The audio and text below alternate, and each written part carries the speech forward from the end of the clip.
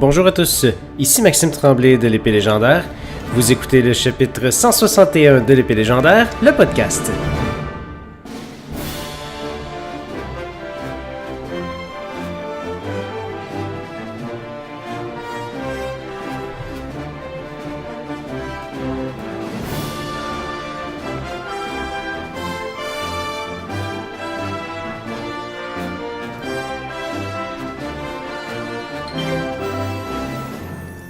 Bonjour à tous, vous écoutez l'Épée Légendaire, le podcast. Cette émission de balado-diffusion, on parle de jeux vidéo et de geekitude avec beaucoup de passion. Et oui, ma face est là, finalement. Parce que quand j'ai changé la scène puis que j'ai mis ça, ben, ma caméra n'a pas parti. Il a fallu que je rafraîchisse très très vite. J'espère que ça va bien tout le monde. Toi, Anthony, ça va bien? Bonjour. Ça va très très bien, et toi, Max? Ça va bien, merci. On est toujours avec Anthony Gravel, comme à l'habitude, collaborateur de longue date depuis le chapitre 42, 44. C'est une bonne question. Je sais que c'est depuis mars 2012. 2012 ou 2013? 2012 déjà? Il me semble que c'était 2012. Je sais plus. Ça fait longtemps. Ça serait plus 2013. 2012, je pense qu'on était pas rendu à 40 podcasts encore. On a starté en 2011. Mon erreur d'abord. Alors, mais oui, justement, je pense que c'était à peu près 6 mois après que vous avez commencé. Ah ouais? Il me semble qu'on a... Ah, c'est quoi? On vérifiera. Il y a sûrement quelqu'un qui va nous dire ça sur le chat. Il y a quelqu'un qui le sait, c'est clair. Ah, c'est clair, on demandera à Mel. Ah non, on n'y parle plus, c'est vrai. C'est ça. Salut Mel. Nous autres aussi, on t'aime. On pense à toi. Peut-être que c'est pas le cas pour toi, mais nous autres, les gens normaux, on pense à toi. Pas moi. Allô. Kevin aussi. Salut Kevin. Salut. Je vais bien, Kevin. Tu sais, je pense à toi aussi. Oui. J'étais bien content du vidéo que vous m'avez envoyé avec Denis puis que vous me traitez de cheap. Ouais. Tu t'es fait ramasser. Yes. J'ai passé une belle semaine. Beaucoup d'Overwatch encore, comme à l'habitude. Je joue pas à d'autres choses ces temps-ci. Je fais vraiment juste ça. Sur Xbox, j'ai réussi à monter rang 3366, je pense. Ce qui est très élevé. Ça commence à être vraiment, vraiment cool. Puis j'ai pas perdu depuis comme 14 games. Ce qui fait que je monte autant que ça. Merci Catlas pour le host. Puis sur PC, ben, je suis collé dans le Gold L Elo. Fait que c'est drôle parce que c'est une façon de dire que quand on est vraiment bas en classement, on n'est pas capable de sortir de là parce qu'on joue avec des équipes qui sont basses en classement. Fait qu'on est comme pris un peu là-dedans, tu sais. J'ai vécu la même chose sur Xbox, ça m'a pris vraiment du temps à sortir de là. Mais enfin bref, je travaille là-dessus pour en sortir de l'enfer, du gold. Hello. Ouais. Toi, ta semaine est plus passionnante que la mienne, hein? Ouais, c'est un peu plus excitant. Plus varié. Un peu plus varié, effectivement, mais beaucoup de Nintendo. J'ai joué à Pokémon X, que j'ai terminé.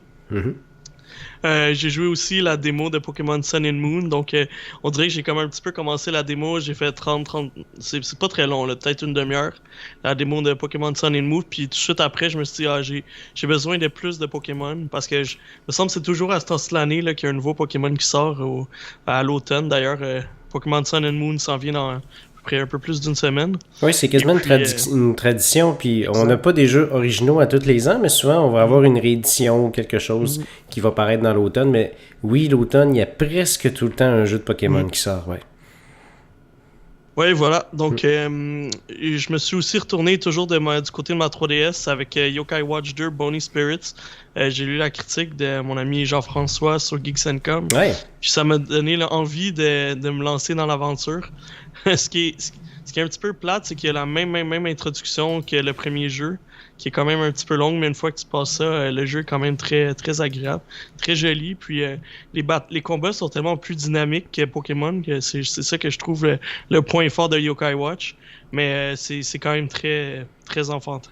Ouais, non, c'est sûr, ça vise ce style de marché-là, mais exact. C'est différent, mais c'est pas mauvais. Tu sais, on s'entend, c'est peut-être même meilleur pour certaines personnes. C'est juste que c'est un jeu qui est vraiment différent de Pokémon, même si on le compare une fois de temps en temps. Mais, wow, j'étais en train de regarder dans la caméra, j'ai vraiment un œil rouge, c'est fou. En tout cas, bref. On va remettre ça sur le main. Fait que... mais c'est bon, c'est bon au nouveau jeu. Tu as terminé ta semaine avec du VR. Avec Eagle Flight, avec du VR de Ubisoft. En fait, j'y jouais déjà depuis un petit peu plus qu'une semaine. Puis là, j'ai publié ma critique sur Geeks.com. C'est le fun de jouer à un jeu qui est plus qu'une tech démo. Donc, il y a quand même une campagne puis un mode multijoueur. C'est pas une expérience complète, mais quand même, je pense qu'on a un meilleur rapport qualité-prix qu'il y a beaucoup d'autres jeux qui sont sortis récemment sur les plateformes de réalité virtuelle. Oui, comme Batman, le chapitre de Batman qui coûte quoi, 30$ puis qui offre à peu près 45 minutes de jeu. Voilà, celui-là coûte 45$ sur le site Oculus, mais 45$ canadiens. Mais là, tu as vraiment une campagne assez complète, puis un multijoueur qui est vraiment accrocheur, même s'il n'y a pas tant de modes, là. Puis il n'y a pas beaucoup de monde encore qui joue en ligne, donc des fois, c'est un petit peu long de trouver une partie. Mais honnêtement, je trouve que c'est bien réussi pour une première expérience VR par Ubisoft, là. Oui. Il y a beaucoup de trucs qui sont prometteurs dans le VR, puis on en a parlé souvent ici. C'est une expérience qu'il faut essayer, c'est une expérience qu'on ne peut pas vendre en parlant. Il faut vraiment te mettre la patente d'en face, puis bien paraître sur les podcasts. Exact. Ouais. Fait que là, toi, t'as craqué, t'as acheté le PlayStation VR. Ouais, j'ai craqué, j'ai acheté ça. Je me suis dit que, considérant que j'avais déjà une vingtaine de jeux, que c'était peut-être puis que c'était pas si pire en termes d'investissement, puis que j'avais beaucoup moins de haut cœur qu'avec le Oculus, que ça allait être un pas pire achat. Ouais. Et puis j'ai hâte de voir qu'est-ce qu'ils vont sortir d'autres. Puis je pense pas m'acheter la PlayStation Pro par exemple même si c'est supposé être plus puissant pour supporter le VR, là, je pense que je vais m'en tenir à ma PlayStation normale. Je m'en sers pas assez de toute façon pour vraiment que ça en vaille la peine. On en reparlera quand tu auras acheté le PlayStation Pro. Ouais, c'est ça. On en reparlera dans 2 semaines quand on va être dans ma chambre. Ouais. Mais on sait jamais. Des fois, moi, je suis comme ça. Souvent, j'ai pas l'intention d'acheter quelque chose. Puis finalement, le jour de la sortie, tu vas au magasin et tu vas à la boîte. Tu fais maudit, OK, bye. Maudit portefeuille. Encore par la fenêtre. Et voilà. On va encore dépasser le bonus que j'ai pas encore reçu. Ouais. Hey, Anthony, on n'avait pas de critique pour la semaine. Cette semaine, on voulait faire le tour de la question. On voulait parler beaucoup de Nintendo NX, qui a été révélé. Je pense qu'il y a assez de contenu là-dessus. Puis ça fait un petit moment qu'on n'a pas parlé de Nintendo. Alors, c'est un bon moment pour en parler. Yes, une grosse journée Nintendo. Avant, on va quand même saluer les gens qui sont sur le chat, comme Okami, Malkut, Brad Martiga, Webelem, Binek, Brad Martiga, je l'ai dit, Catless et AKAJM94, ainsi que plusieurs autres. Donc, merci d'être là pour l'émission, comme à l'habitude. Vous êtes vraiment cool, gang. Merci. Nintendo NX, on a eu la révélation cette semaine. Avec le nom de la console, on sait à quoi qu'elle ressemble aussi. Elle s'appelle la Nintendo Switch. Petite présentation de 3 minutes que j'ai beaucoup appréciée. Avant qu'on rentre dans le vif du sujet, j'aimerais ça la présenter. Qu'est-ce que tu en penses? Ouais. C'est une bonne idée. Je pense qu'on va se faire flag rapidement, mais c'est pas grave. Ah, c'est pas grave, ça. J'ai le fichier d'enregistré local du podcast. Fait que quand je vais publier ça sur eplégendaire.com puis sur iTunes, qu'ils viennent me chercher voir. Fait que on va partir ça maintenant. Tout de suite.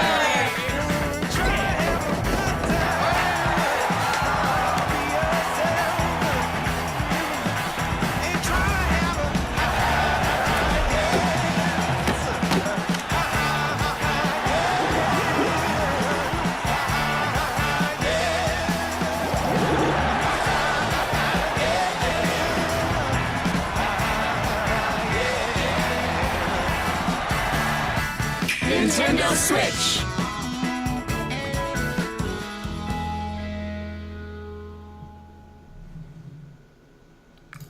Alors voilà, Anthony.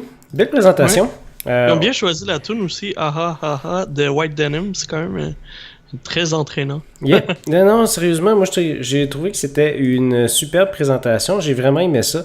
On présente beaucoup de choses. D'abord, on découvre le look de la NX, qui est grosso modo une tablette.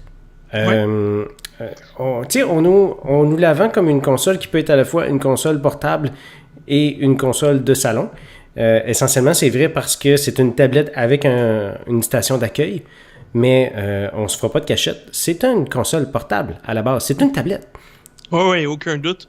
C'est grandement inspiré de ce qu'on a vu chez Nvidia par le passé. Oui, moi, ça me fait beaucoup penser... Oui, on va en parler tantôt, mais ça ressemble non seulement à une Nvidia Shield sur le papier, mais physiquement aussi. Puis Nintendo a travaillé avec Nvidia d'ailleurs sur ce produit-là, qui est très intéressant.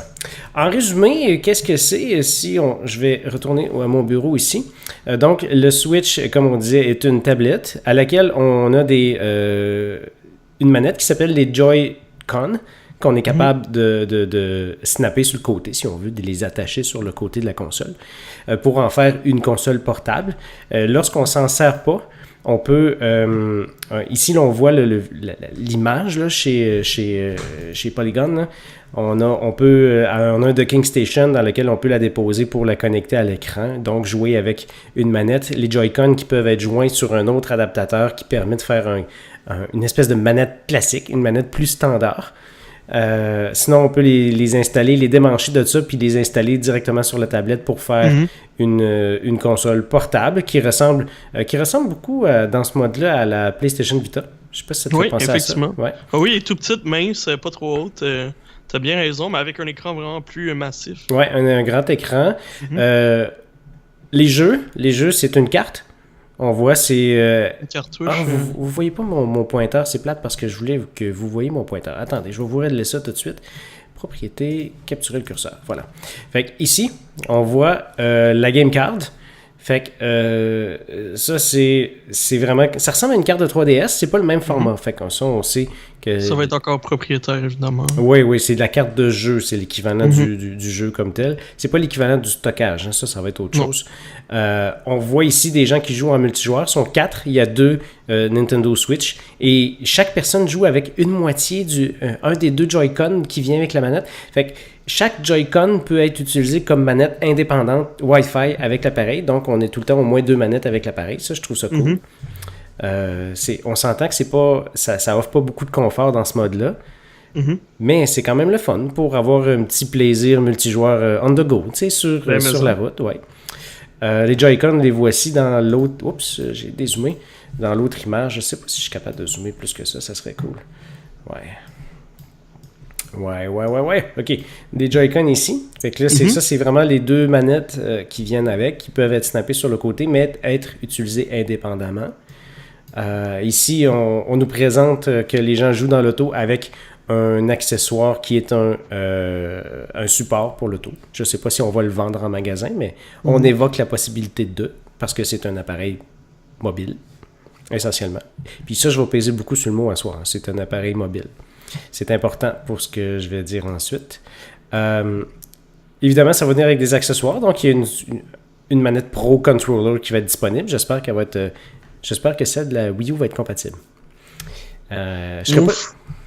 Il me semble qu'ils ont pas mal reculé sur la rétrocompatibilité cette génération, apparemment. Là. Ouais, on va revenir là-dessus. J'ai un petit peu des doutes. Moi aussi, on va revenir là-dessus, mais au moins pour le contrôleur, il y a le même layout de boutons. Quoi qu'il semble avoir des boutons supplémentaires. Fait que s'il peut prendre un profil pour la manette Bluetooth, parce que c'est du Bluetooth sur la Wii U, fait que s'il peut prendre la manette standard, j'aimerais ça. Quand on l'utilise toute seule aussi, il y a un pied à l'arrière pour la laisser debout. Un peu à la manière de certaines tablettes Android et Windows là, qu'on peut voir. Ici, on voit un peu plus la manette avec les Joy-Con. Fait qu'il y a une grippe pour les Joy-Con pour les joindre ensemble puis faire une manette qui ressemble à une manette Pro parce qu'on voit les les supports pour les mains. C'est que ça donne un look, puis probablement une prise en main qui ressemble à la manette Pro. Il y a pas mal de différentes manettes dans le fond. Oui. Ben, en fait, on a deux manettes différentes. Une qui est le Joy-Con, puis l'autre qui est le Pro Controller. Puis t'as en fait avec la version portable là, qui a l'air presque d'une autre manette. Oui, et qui est la moitié du Joy-Con, dans le fond, exact, qui est un des deux Joy-Con qui vient avec la patente. Puis on voit du multijoueur, puis à toute fin, ben, quelqu'un qui prend la tablette de la station d'accueil. Ça donne vraiment beaucoup de configurations possibles. C'est peut-être pas facile à saisir, mais moi, tout de suite, dès le départ, quand j'ai commencé à regarder ça, j'ai dit, je pense que c'est exactement ce que la Wii U aurait dû être au départ. Techniquement, peut-être que c'était pas possible, mais je pense que ça ressemble beaucoup. Les gens pensaient beaucoup que la Wii U, tu pourrais partir avec le gamepad puis faire exactement ce qu'on nous présentait dans cette vidéo-là. Hein. C'est vrai, il y a plusieurs consoles qui voulaient que ce soit comme ça. Même la Vita, ça devait être un peu une prolongation du PlayStation 3, mais ça s'est jamais concrétisé autant qu'en ce moment. Non, tout à fait. Où est-ce que je voudrais m'en aller avec ça? Mettons, ça c'est ce que c'est en résumé. Pour moi, c'est un appareil mobile. À la base, c'est pas une console de salon. Puis parce que c'est une tablette, hein. Techniquement, c'est un chip Tegra de Nvidia qui est là-dedans. C'est les mêmes puces qui propulsent les tablettes Android les plus récentes, les plus puissantes. Ouais, mais c'est une version custom, dans le fond, un petit peu modifiée. C'est ça. Mais ça reste un appareil mobile. On ne sait pas ce qui est au niveau du système d'exploitation de la machine, on le connaît pas. Ça pourrait très bien être Android qui tourne ça en dessous. Puis pour cette raison-là, tout de suite, on sait que Nintendo vient de tasser la course à la puissance avec les autres consoles. On ne peut pas comparer un appareil mobile avec une PlayStation 4 Pro ou une Xbox Scorpio. C'est pas possible. Impossible. Donc les gaming, très haut graphisme, haute définition, qualité 4K 60 FPS, oubliez ça. Ça ne sera pas le cas. Je pense qu'on va avoir des beaux jeux, des jeux qui vont être très très beaux, mais dans l'optique où est-ce que ça va être un appareil mobile. Comme les plus beaux jeux mobiles que vous pouvez avoir sur iPad et Android présentement. Là, ce que j'ai bien compris, c'est que l'écran ne sera pas tactile non plus. Ben, on ne sait pas. On ne sait pas. Ouais, ça, on ne sait pas. Moi, j'ai l'impression qu'il est tactile. Parce que c'est juste que dans la présentation vidéo, on ne nous met pas l'accent. On n'y met pas l'accent du tout sur si l'écran est tactile ou non. Fait que là, comme chez Polygon, on sait pas. On soulève la question, puis on en parle, mais on ne sait pas si c'est tactile. J'ai l'impression que oui. Je pense pas qu'on a créé une tablette avec des manettes avec aucun écran tactile dessus. Je pense qu'ils se réservent la surprise de nous en parler plus tard, parce qu'ils nous ont déjà dit qu'ils vont nous parler de plein de choses plus tard. Est-ce qu'il y a un stylet? Moi, j'ai l'impression qu'il n'y en aura pas. Non. Et c'est une bonne chose. Ouais. On n'a pas besoin de stylet. Non, c'est un autre truc à perdre, là. Non, l'ère du stylet est passée. Est-ce que ça va être rétro-compatible? Nintendo a dit que non, à Polygon. Puis ils n'ont pas utilisé les termes de médias physiques non plus. Fait que les médias physiques, c'est sûr, on oublie ça. Puis même les jeux numériques, c'est vraiment pas sûr. Il y a un truc... tantôt qu'Atlas a dit, ils ont l'air d'avoir... Ils ont pas l'air compatibles, ils ont tout changé. C'est parce que historiquement, Nintendo avait une grosse historique de rétrocompatibilité de ses consoles depuis la GameCube. Puis ça, c'est important de le souligner qu'avant, ça n'existait pas. Puis c'est parce que de la GameCube à la Wii U, c'est la même architecture matérielle qui est en dessous. Fait que la rétrocompatibilité pour Nintendo, elle était super facile à faire. Puis quand tu ramènes ça aujourd'hui dans le monde d'aujourd'hui, tu avais deux choix. Soit chez Nintendo, pas Nintendo, pardon. Soit chez Sony ou Microsoft, un offre la rétrocompatibilité, l'autre non. Donc Nintendo avait, je pense, le choix de pouvoir l'offrir ou non sans se faire rentrer dedans, tu sais, d'une certaine façon. Moi, je pense qu'ils vont se faire rentrer dedans, par contre, à cause de ça. Ça serait très dommage qu'ils ne supportent pas aucune rétrocompatibilité, même pas les jeux numériques que vous supportez. Moi, je serais très déçu parce que, Wii U, mon gamepad est pété. Hein. Puis j'ai beaucoup de mes jeux qui sont numériques. J'aurais vraiment, vraiment aimé avoir une rétrocompatibilité des softwares en numérique. Je serais très déçu. Ça va peut-être venir. Regarde, moi, je pense qu'ils devaient quitter l'architecture pour rendre la chose plus facile pour les développeurs pour faire un jeu pour plus qu'une console. Mais bon, regarde, on verra. Peut-être qu'ils vont permettre, par une magie, de mettre ton disque à quelque part puis l'importer après ça en version numérique. Je sais pas. Je sais pas. J'ai aucune idée. Ça aurait été s'il y avait eu soit un lecteur disque en accessoire ou directement dans la station d'accueil. Tu sais, il est assez épais, il aurait pu rentrer un lecteur disque dans la station d'accueil, ça aurait été cool. Mais bref. Fait que ça, c'est une question qu'on ne sait pas tout à fait, mais attendez-vous pas à de la rétrocompatibilité pour ça. Ça me dérange. Ça me dérange un petit peu. J'aurais aimé ça en avoir. C'est sûr que Nintendo a un gros magasin de jeux virtuels. On va s'attendre à ce qu'ils nous vendent plusieurs jeux virtuels. Ouais, tous ceux qu'on vient d'acheter sur la Wii U, ils vont être en revente sur la Switch. Ouais. Il y a Binet qui dit « J'espère qu'ils vont garder les services online gratuits. » Ah, moi aussi. Ben, s'ils veulent aller vers du payant, il va falloir qu'ils le justifient. Ben ouais. Il va falloir qu'ils mettent l'architecture pour. Là. Oui, parce que Nintendo n'est pas les meilleurs pour avoir l'architecture la plus puissante présentement sur le marché pour ça. Puis Nintendo, tu dis, il faut sans vraie raison. Tu sais, Binek, moi je pense que Nintendo et Sony ont donné une bonne raison maintenant avec les jeux gratuits. D'abord Sony, c'est Sony qui a amené ça, mais Microsoft j'ai dit Nintendo, mais Microsoft l'a apporté aussi. Fait que maintenant, tous les mois, vous avez des jeux gratuits avec cet abonnement-là. Donc, moi, je pense que ça aide un peu tout le monde. Tu sais, ça aide la compagnie à avoir un service de qualité. Ça aide certains petits studios à mettre des jeux en avant-plan grâce à ces ententes de jeux gratuits-là parce que eux, ça leur rapporte des revenus. Si je pense à Chariot, qui a été lancé gratuit sur Xbox Live, ou Rocket League, qui a été lancé gratuit sur PlayStation 4. C'est des jeux qui n'auraient pas connu le succès qu'ils ont connu s'ils n'avaient pas nécessairement été lancés gratuits au départ. Ça aurait été plus difficile pour eux. Effectivement. Ouais. Puis finalement, je trouve que ça aide un peu tout le monde. Puis les joueurs ont plus en valeur de jeux donnés dans les jeux gratuits que ce que coûte l'abonnement. Fait que soit 60$ pour Xbox, puis 70$ maintenant pour PlayStation. Fait que si Nintendo arrive avec plusieurs services intéressants sur la console, puis qu'on nous donne des jeux gratuits aussi, ben moi, que ça soit payant, ça me dérange pas. C'est pas la fin du monde. Mais voilà. Mais il faut que ça soit justifié. Comme je dis, il faut que ça soit justifié. Est-ce qu'on va pouvoir streamer dessus? Quand on parle de stream, on parle des applications de streaming YouTube, Hulu et Twitch. Tu sais, des services qu'on regarde. On le sait pas. Combien de stockage interne qu'elle a? Probablement 32 GB de stockage interne. C'est ce qui est leaké, on va en parler tantôt. Mais là, c'est pas la même chose. C'est pas pour installer des jeux tout le temps. Les jeux viennent sur des cartouches, des petites cartes. Si on peut acheter juste les jeux physiques comme ça, l'espace ne se remplira pas. Mais comme en même temps, c'est 32 GB. Tu sais, les tablettes aujourd'hui, 32 GB, là, c'est comme le modèle de base. Tu vas pas super loin avec ça quand tu installes des jeux. Hein? Non. Fait que, mais en même temps, tu sais, moi, je pense qu'on se rapproche vraiment de ce modèle-là. Tu sais, gardez tout le temps à l'idée que c'est une tablette. Fait que c'est ça. Fait que moi, écoute, ça va être encore je suis sûr que tu vas être capable de mettre une clé USB comme la Wii U en ce moment. Ouais, d'ailleurs, on le sait pas, mais je serais pas inquiet qu'on puisse encore supporter un disque dur externe ou des cartes SD. Ça, on l'a pas vu, mais je serais pas surpris qu'il y ait un espace pour ça. Puis les cartes SD standards, là, évidemment. Quels jeux qui s'en viennent pour ça? Oh, il y a une grosse liste. Zelda, évidemment. Ouais, il y a Zelda qui est déjà confirmé. Ça, Breath of the Wild, si on le savait, ça va être disponible en mars au lancement du jeu en même temps. Un truc que j'ai hâte de voir, c'est le comparatif graphique entre Zelda sur Wii U et Zelda sur Switch. Parce que la Switch, elle va peut-être être plus puissante, mais en même temps, ça reste un appareil mobile. Mais moi, j'avais... Est-ce que je m'en vais?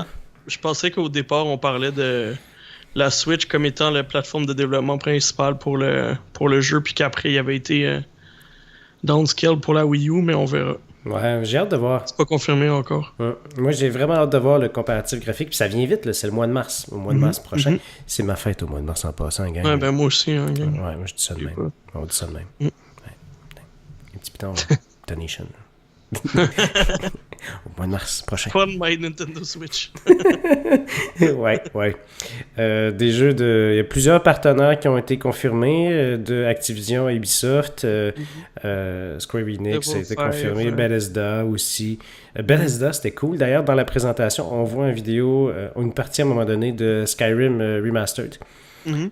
Puis à la fin du vidéo, je peux peut-être ramener juste pour vous montrer. Hein. Je vais mettre ça plein écran, vous allez voir. Ah, fuck. Rip. Non, à la fin du vidéo, quand on est là, on a les marques des compagnies participantes du vidéo. Oh, j'ai pas mis la bonne scène. Bon, voilà. Les marques participantes, puis Bethesda est là. Ça veut dire que c'était vraiment un jeu de Bethesda, fait que c'est probablement Skyrim de ce que les gens ont reconnu, puis un jeu propriété NBA. Fait que ça veut dire qu'il y a un jeu de NBA probablement qui s'en vient là-dessus. Fait que ça, c'est un autre truc que je trouvais bien, bien intéressant. Anthony. Oui. Rumeur technique. Oui. C'est intéressant de voir un peu ce dont on parlait, mais regarde, on a parlé justement de la Nvidia Shield. Les spécificités ressemblent beaucoup justement à ce qu'on voit sur la Nvidia Shield Pro qui est disponible sur le marché. Oui, c'est pour ça qu'on en faisait une référence tantôt, puis que je pèse beaucoup sur le mot depuis tantôt pour dire que c'est un appareil mobile. On parle de 1 teraflop par cycle, ce qui est à peu près la moitié de la puissance d'une PS4 présentement, c'est quand on calcule en teraflop. Donc, c'est pas super puissant. C'est un appareil mobile. C'est comme je dis. Pour un appareil mobile, c'est très, très correct. Mais ça se comparera pas aux consoles qu'on a présentement. Fait que Nintendo arrive avec un nouveau produit qui va servir au salon, mais qui est essentiellement dans le cœur, un appareil mobile, puis j'espère que les gens vont pas la calculer puis l'évaluer comme une console de salon. Tu comprends ce que je veux dire? Parce qu'ils vont la mettre perdante tout de suite en partant, mais c'est pas un appareil de salon, c'est un appareil mobile dans le cœur, avec un accessoire qui permet d'y jouer sur la télé. Ça me fait penser au Game Boy TV. Tu te rappelles-tu au Game Boy Player, que tu pouvais mettre tes jeux de Game Boy puis jouer sur la TV? Ouais. Le doc m'a fait penser à ça. Fait que... Mais c'est le fun qui se positionne en dehors des autres consoles parce qu'encore une fois, ouais. J'ai pas besoin d'une autre PlayStation ou une autre Xbox. J'ai besoin de quoi différent. Oui, puis le succès dans les dernières années, puis je parle pas juste de la Wii U, mais des consoles de Nintendo, les consoles de salon versus les consoles portables, ben, les consoles portables ont tout le temps eu plus de succès. Même au moment où est-ce que la Wii avait vendu pratiquement 100 millions d'unités, mais la Nintendo DS, à cette époque-là, en a vendu 150. Fait que dans la génération présentement, on est à peu près à 70 millions, là, j'arrondis les chiffres, mais autour de 70 millions d'unités vendues pour la 3DS. Puis on était à 11 millions, 12 millions pour la Wii U. Vraiment c'est pas surprenant qu'on voit des analystes déjà prédire du 10 millions, là, parce que si ça se vend justement comme une console portable, ben, ça va atteindre plus des chiffres de 3DS puis de DS. Oui, moi je pense que Nintendo vont la vendre vraiment comme ça. C'est ce qui fonctionne au Japon, c'est leur marché premier. Et puis au Japon, ils achètent que du mobile maintenant ou presque, en grosse quantité. Puis ça fait longtemps que Nintendo avait pas sorti de console mobile aussi. La 3DS était parue en 2011, si je me rappelle bien. Si je me rappelle bien, c'était en mars 2011. Je pense qu'on avait même fait un épisode spécial en podcast chez LAN2K.net à l'époque où est-ce que je travaillais avec eux, qu'on faisait le podcast de LAN2K. Ça, c'est le projet avant Épée Légendaire, ça fait longtemps. Puis on avait fait une émission spéciale pour le lancement de la 3DS, ça date de mars 2011. Fait que la console portable était due pour être changée, surtout que la 3DS ne fait plus de poids du tout face au téléphone intelligent d'aujourd'hui. Le Nintendo Switch le fait. Moi, j'ai une question par rapport à toi, puis vite comme ça, parce qu'on va sûrement revenir pour nos spéculations pour l'avenir, mais penses-tu que Nintendo pourrait, avec les mêmes accessoires, sortir des révisions de la Switch plus puissantes au fil du temps, donc une version itérative de la console, un peu comme Sony et Microsoft font présentement? Parce que je pense pas. Je pense pas. Je pense que Nintendo ira pas dans cette direction-là. Je pense que Nintendo va décider de faire différent puis de pas céder à cette nouvelle habitude-là. Oui, parce que Nvidia, eux, à partir du moment où ils vont développer des nouveaux chips, peut-être que ça lui tentera plus de produire les anciens. Puis c'est une des raisons pourquoi que Nintendo faisait affaire avec AMD depuis des années pour les chips graphiques. Mais moi, honnêtement, j'espère que non. Je trouve que j'aime pas vraiment ce modèle-là. Regarde, c'est le fun. Mais j'aimerais mieux juste qu'on puisse pouvoir rester avec la même console, puis continuer de pas avoir à réinvestir de l'argent. Regarde, je l'ai fait, là, je l'ai acheté pareil, ma Xbox One S, mais préférablement, là, si on peut rester à... Regarde, ça marche bien avec la 3DS, pourquoi pas rester comme ça? Ben, moi, j'haïs pas ça parce que c'est difficile de se comparer aujourd'hui. C'est difficile à comparer comparativement aux consoles... comment est-ce que je pourrais t'expliquer? C'est difficile comparativement au téléphone intelligent. Puis comme c'est une console mobile, elle va se comparer directement avec les téléphones. Il faut qu'elle compétitionne ce marché-là. T'as raison. Fait que si tu peux pas la remplacer, exemple, il en sort un modèle à tous les 2 ans, puis où toi tu décides de la remplacer sur la deuxième itération de remplacement, c'est genre t'en sautes une à toutes les fois. Fait que tu remplaces aux 3 ans essentiellement. C'est peut-être pas si pire que ça. Tout ça dépend évidemment du prix qu'on va nous vendre la patente. Qu'on ne sait pas. D'ailleurs, on n'a aucune idée du prix. Peut-être que dans le fond, l'écran, ben, c'est juste un cellulaire. Ah, peut-être. Que tu peux se prendre, puis switch, puis mettre une autre console dessus. Ben, moi, c'est un peu ça que je spécule, puis j'ai l'impression cet appareil-là pourrait être remplacé très, très facilement. Je comprends ce que tu veux dire. Puis qu'on réinstalle les jeux qu'on veut, puis on continue à jouer. C'est peut-être, on le sait pas, puis c'est peut-être même un système, une variante du système Android qui tourne là-dessus. Ouais, parce que c'est déjà compatible avec le matériel que Nvidia fait dans ces gammes-là. Avec cette architecture-là. Ça pourrait être un autre set, mais je les conseille pas de prendre un autre set. Mais plus je regarde l'écran, plus j'ai l'impression d'avoir un téléphone entre les mains de 2 joysticks. Ouais. C'est fou. Ouais. Ouais. Puis c'est drôle parce que y a plusieurs personnes qui ont des... Tu sais, ça existe des joysticks pour les téléphones. Les gens n'achètent pas d'habitude. Puis moi, j'ai lu des commentaires de certaines personnes qui disaient, ben Nintendo, ils sont caves. Parce qu'ils font juste des accessoires finalement, puis ils te vendent la tablette avec. Sauf que un téléphone, ça sert à téléphoner, aller sur les médias sociaux, se promener, puis jouer dessus une fois de temps en temps. Fait que quand tu joues une fois de temps en temps, t'as pas le goût d'investir pour t'acheter des accessoires. Si t'achètes une console de jeu, c'est parce que tu veux jouer avec. Si les accessoires de jeu viennent avec, c'est pas pareil. Puis s'ils sont faits pour snapper dessus, ben t'as une expérience pas mal plus solide que de coller des sticks pas boches sur ta manette. Ou utiliser un truc avec un support, justement, un peu bric-à-brac, puis que ça fait une connexion Bluetooth qui est Mais je trouve ça moyenne. bizarre comment sur certaines photos, l'écran a l'air plus long. Puis sur d'autres photos, il a l'air plus large. Ouais, je pense que c'est vraiment... Je pense que c'est une question de perspective, mais j'ai l'impression que c'est un écran 16:9, c'est pour que le ratio fit sur les grandes télé standards.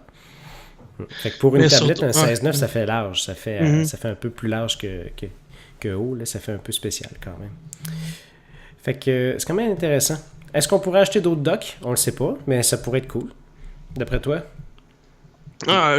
Honnêtement, ça dépend. Écoute, ça dépend des prix des tablettes. Ben, moi, commencer à acheter des docks, c'est sûr qu'il va falloir acheter d'autres tablettes. Moi, j'aimerais ça avoir un deuxième docking station. On pourrait en installer un ici, puis un au bureau. Ou un, exemple, j'en ai un dans le salon, un docking station dans le salon, puis j'en ai un dans mon bureau ici où est-ce que je fais le podcast. Donc, je peux m'asseoir dans le salon, puis jouer dans le salon avec les enfants. Puis quand je veux streamer sur Twitch du Nintendo Switch, je viens l'installer ici dans la station d'accueil. Pas besoin de déplacer le matériel puis les fils. J'aimerais ça avoir la possibilité d'acheter un deuxième dock, moi. Fait que ça, c'est assumé que dans le dock, il n'y a rien d'autre qu'un processeur qui permet de transférer l'image de la console à la télé. Ouais, ça, c'est quelque chose que j'ai évoqué en jasant avec le monde, que ça pourrait être une possibilité, mais je pense pas. C'est une technologie qui coûte cher, puis connaissant Nintendo qui veulent tout le temps garder leur console à un certain prix, abordable, pour que ça soit achetable finalement. J'ai pas l'impression qu'ils vont aller vers une technologie comme ça, ce qui est un peu dommage en même temps d'une certaine façon, mais ce qui serait logique dans le type de marché qu'ils veulent aller chercher. Mais c'est vrai que ça serait intéressant de pouvoir avoir un dock au chalet, un dock au bureau, un dock à la maison. Ah oui, après ça, tu fais juste partir avec ta tablette finalement, puis tes manettes, puis tu mets ça dedans. Puis tes petits accessoires, tes petits cossins. J'espère qu'elle va être rigide aussi, parce que comme je disais, moi, mes enfants ont pété l'autre. Remarque que je lui laisse, mes Surface 2 ont eu 3 ans. Puis les enfants, c'est la tablette des enfants maintenant, puis ils l'ont pas cassé encore. Elle est tombée sur le béton une couple de fois dans le sous-sol. Mais elle est quand même rigide. C'est quand même intéressant. Est-ce que la Switch va avoir un service cellulaire? On le sait pas. La Vitol n'avait déjà eu un. Avec une entente avec AT&T, tu te rappelles-tu? C'est vrai. Oui, je me rappelle. Il avait vendu. Puis il la vendait un peu plus cher aussi que la version Wi-Fi. Oui, non, tout à fait. La batterie? Moi, je pense Ouais, que la batterie. les gens spéculent sur la batterie. D'après moi, ça va être 3-4 heures maximum. Ce qui est le temps de gaming d'une Nvidia Shield quand tu joues dessus à des jeux vidéo, quand tu t'en sers pour ça. C'est une tablette, il n'y a pas de magie, hein? C'est une tablette avec un chip Nvidia puis un système d'exploitation puis un jeu vidéo qui sollicite les pièces, sollicite le GPU, sollicite le CPU, la RAM. Il n'y a pas de magie. Vous allez avoir joué 3 heures sur la batterie, 3-4 heures, ça va être le temps de la charger, je suis pas mal sûr. Ah oui, c'est clair.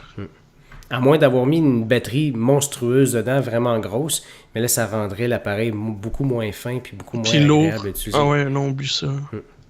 Mais d'après moi, là, ça dépassera pas 4 heures d'autonomie. Puis là, j'ai de l'air peut-être super négatif, là, mais on est vraiment juste en train de décortiquer comment est-ce que ça va être. En fait, là, ça paraît pas, mais je suis super excité par ça. Ah, moi aussi. Écoute, j'ai vraiment hâte. C'est la première fois que j'ai des amis qui sont comme excités par des consoles de Nintendo aussi. Genre, j'ai plein d'amis, j'avais dit, hey, checker la Switch, qu'est-ce que vous en pensez? Puis ils sont comme, ça doit bien l'air nice, je pense que je vais m'en acheter une. Puis je suis comme, oh ouais, wow, ok, c'est... D'habitude, c'est du monde qui sont comme, ok, let's go Xbox, PS4, puis Wii U, ça a toujours été comme plus pour les enfants. Puis là, tout le monde a l'air d'être comme, ça a donc l'air cool, on the go, comme ça, pouvoir jouer vraiment en tout temps. Il aimait beaucoup le concept, puis voir les jeux qui jouaient dessus aussi. Surtout le nouveau Mario, là, ça a l'air pas mal cool. Ouais, apparemment que c'était pas des vraies images de jeu, par contre. Ah non? Non, c'est ça qu'ils ont dit, mais moi, j'ai l'impression qu'ils ont fait ça un petit peu pour s'échapper. Mais d'après moi, il y a certaines images qu'on a vues qui sont en développement présentement pour un vrai jeu de Mario. Mais c'était pas le vrai jeu comme tel. Je pense, d'après moi, c'est peut-être plus formulé comme ça. Ok, ouais, fait que toi, tu disais, qu'est-ce qu'ils ont dit sur n'assumez pas que tout ce que vous avez vu sont des jeux de Nintendo Switch. Ah, je sais pas. On va avoir d'autres nouvelles, mais on va le savoir juste après les fêtes. Moi, j'espère que oui, là, parce qu'au lancement, là, ça prendrait ça. Le niveau du désert qu'ils présentaient, ça avait de l'air super cool. Ben oui. Je peux pas croire que c'est juste cet été que ça a été fabriqué de toutes pièces, là. Je peux pas croire. Non, non, moi aussi. Puis ça faisait vraiment mais quoi qu'ils l'ont déjà fait avec le fameux démo de Zelda pour le E3. Le E3, attends, ça fait longtemps, le E3 2011, quand ils ont présenté la Wii U. Ou le E3 2010, quand on voyait des images du Zelda dans le temple là, qui se battait, qui était super réaliste, là, c'était vraiment beau. Finalement, on n'a pas eu ça du tout. On a eu Skyward Sword, mais c'était quand même très beau, c'était quand même cool. Fait que c'est ça. Fait que, est-ce qu'on va pouvoir l'utiliser comme tablette, comme deuxième écran pour jouer sur la télé? Non. Ouais, c'est juste un écran à la fois. Non, c'est déjà répondu. C'est déjà, ok. Ouais. Fait que, parce que quand on la met sur la station d'accueil, elle s'affiche automatiquement sur l'écran. Fait que elle va pas, la tablette pourra plus servir. D'ailleurs, la station d'accueil, quand on la met dedans, on le voit, elle est cachée. Elle est complètement cachée. L'écran est complètement masqué. Fait que c'est quand même intéressant. Nvidia qui ont confirmé qu'ils travaillaient sur le chip. C'est Nvidia qui fait le chip graphique de cette console-là. Est-ce que tu me c'est pour ça que tout de suite, je suis allé voir, me rafraîchir le prix de la Nvidia Shield pour voir un comparatif de à quoi ça tombe. Ouais. Puis moi, on peut en parler vite, mais la Nvidia Shield, c'est quoi, autour de 350$ normalement? Ouais, ben c'est ça, c'est 299 US, donc 350 à peu près. Ouais. Fait que tu rajoutes le prix de l'équivalent de quelques accessoires. Avec le Shield, qu'est-ce qu'il y a? Il y a une manette, je pense, qui vient avec le Shield quand tu l'achètes? Il y a le Shield puis la tablette, la manette, dans le fond. OK. Fait qu'il y a une manette. Dans le cas de Nintendo, plus la manette, on ajoute une station d'accueil qui vaut probablement autour de 50$. Fait qu'on tombe à un produit qui coûterait peut-être autour de 400$. Qu'est-ce que t'en penses? Ouais, mais moi j'avais dit ça va être 350 US, puis ça va ressembler plus à 450 canadiens. Ouais, probablement dans ces eaux-là. Je serais pas surpris non plus. Ce qui fait cher, qui est un appareil. Ça fait les deux, là. Ça fait les deux, on s'entend, mais ça fait cher. Penses-tu qu'on pourrait vendre la Switch toute seule avec les Joy-Con, tu sais, les manettes, puis qu'on vende la station d'accueil en accessoire seulement? Si on la vend comme un appareil mobile? Je serais bien surpris. Je serais pas surpris, moi. Dans le sens pour baisser le prix de la console, le coût d'entrée. Ou qu'on vende un kit, exemple, juste à 300$, qu'on t'a juste la tablette, puis à 400$, t'as le kit avec la station d'accueil. Je spécule sur les prix. Hein. Moi, je pense pas qu'ils vont vendre sans station d'accueil. Je pense pas, ça m'étonnerait bien gros que les... Moi, je pense que la station d'accueil va être nécessaire pour tout. Là. Je pense que ça va être pour le charger, ça va être... Je pense que ça va être primordial. Ça va te la prendre pour avoir la console. Ouais. Mais comme je te dis, je serais vraiment pas surpris.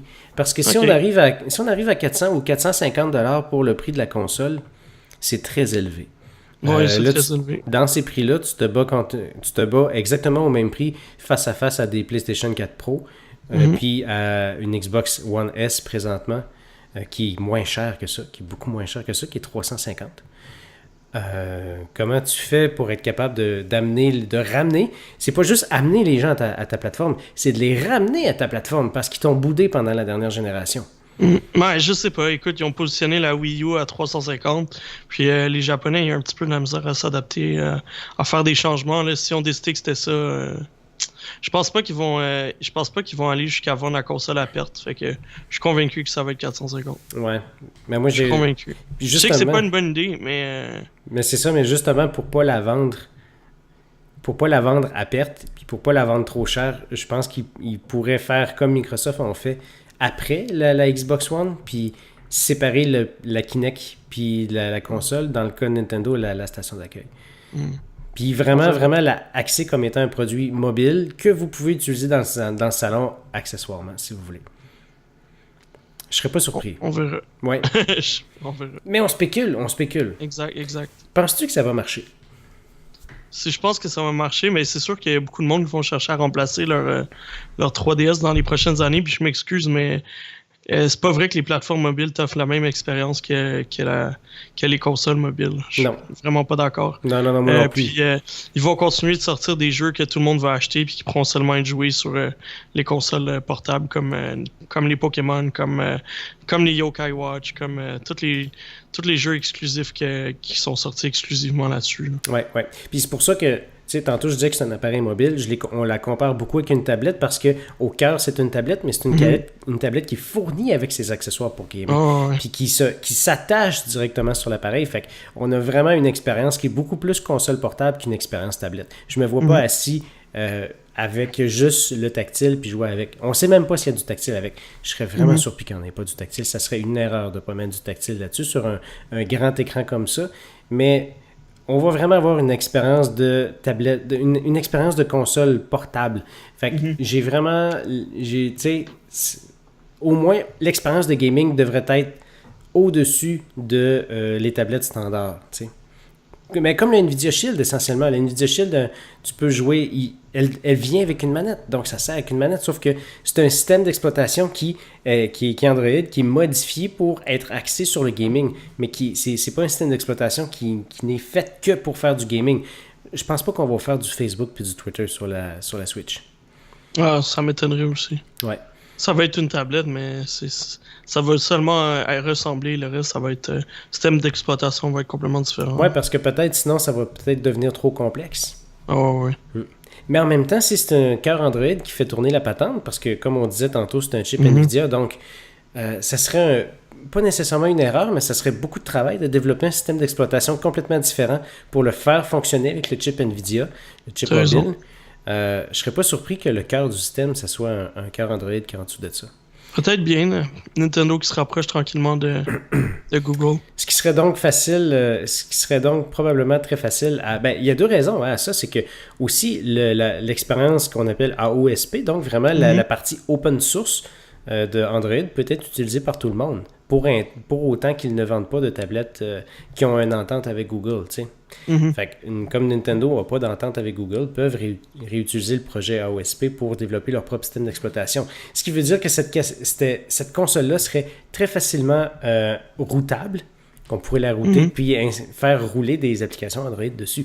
Mais là, c'est toute de la spéculation, c'est pas ça qu'on dit. On dit pas que ça va être ça. Mais moi, je regarde le côté technique de la patente, puis ça me fait penser à ça en tabarouette. Je comprends ce que tu veux dire, mais écoute, si on continue sur les specs, là, je sais pas si tu avais lu aussi, la même personne avait rapporté du gaming en 4K à 30 FPS.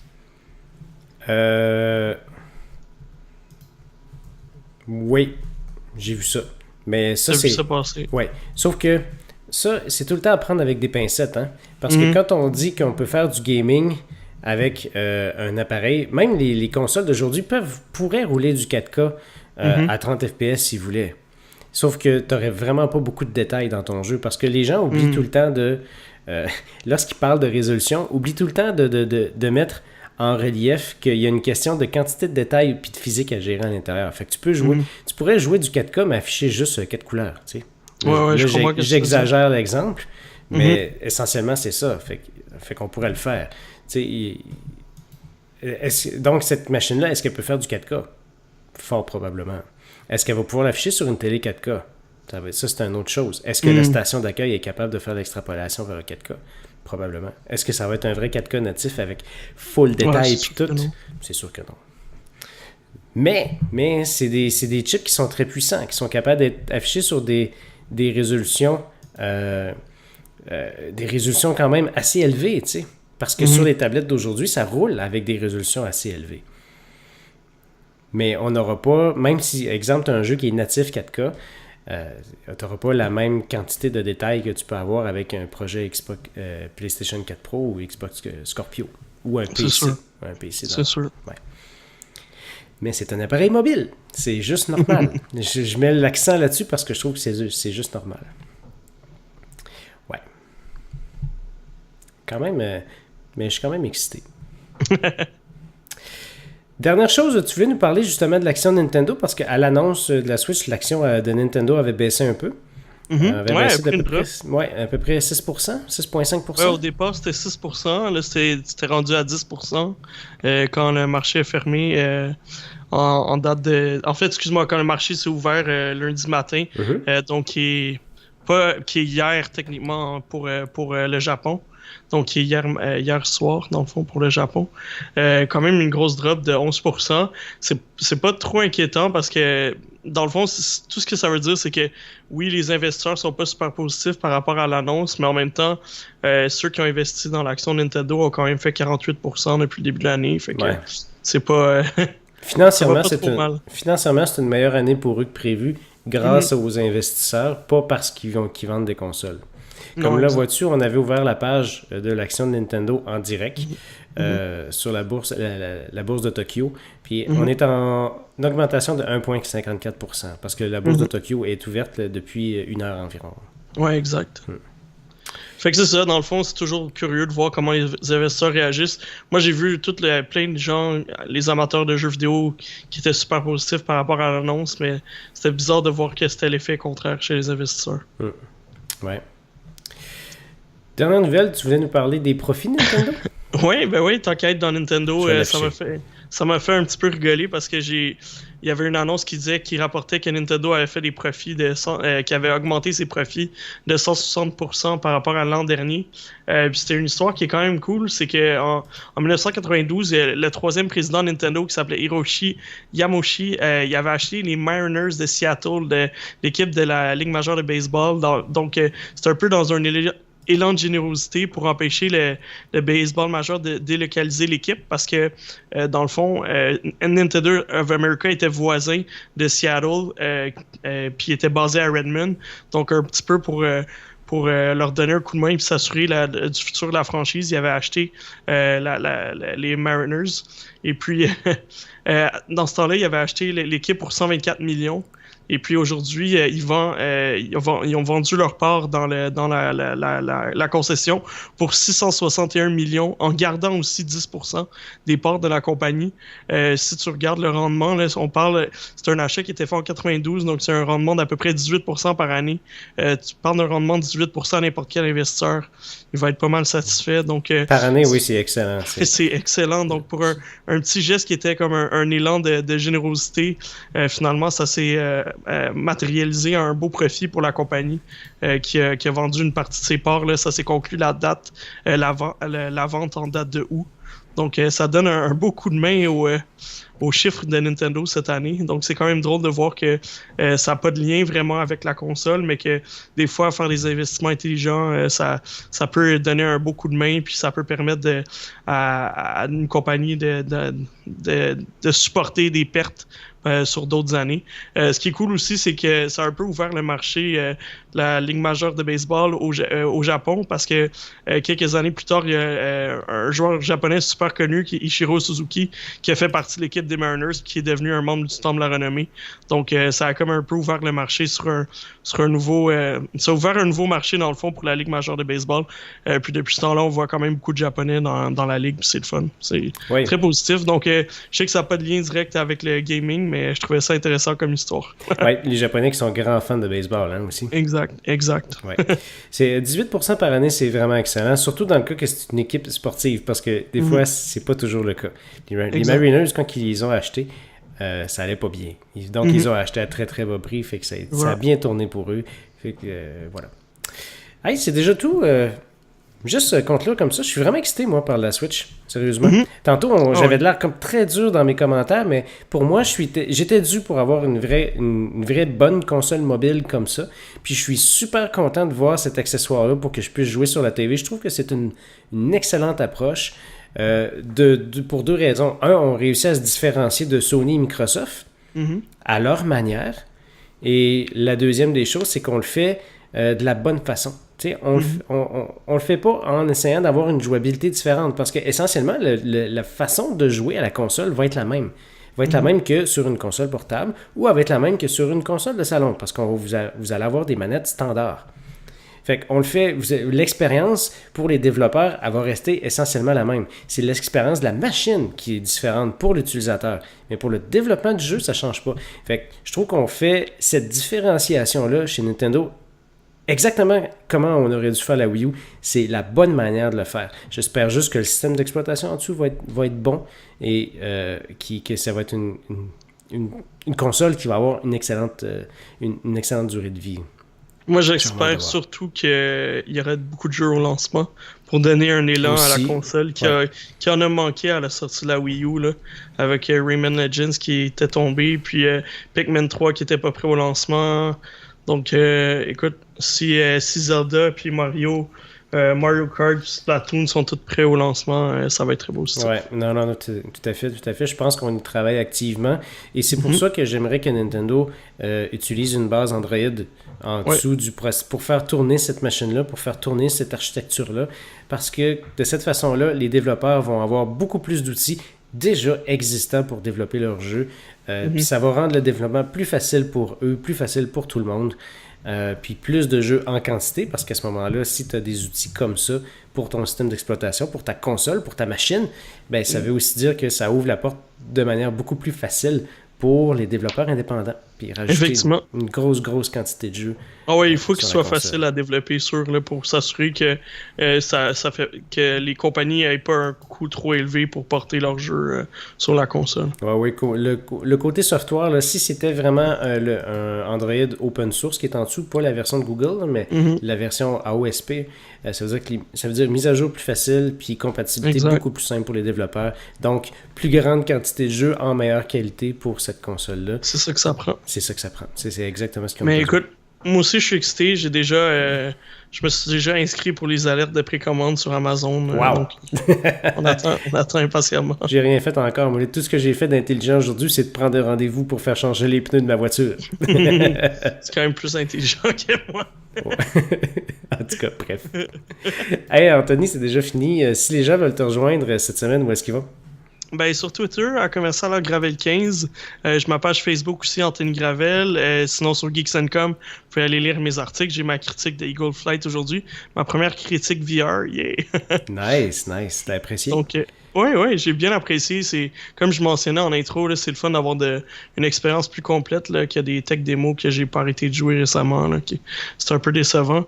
Mais même si j'ai eu un petit peu... parfois la nausée, là, c'était pas mal moins pire que des jeux comme Project Cars, par exemple. Ouais, ok, excellent. Et toi, Max? J'allais dire, puis Project Cars était un projet ce qui me tentait le plus dans la VR, puis apparemment que c'est ce qui est de pire pour rendre malade les gens. Fait que, je suis malade. J'ai reculé, moi, avec Drive mon Club mal de mer. aussi, d'ailleurs. Voilà.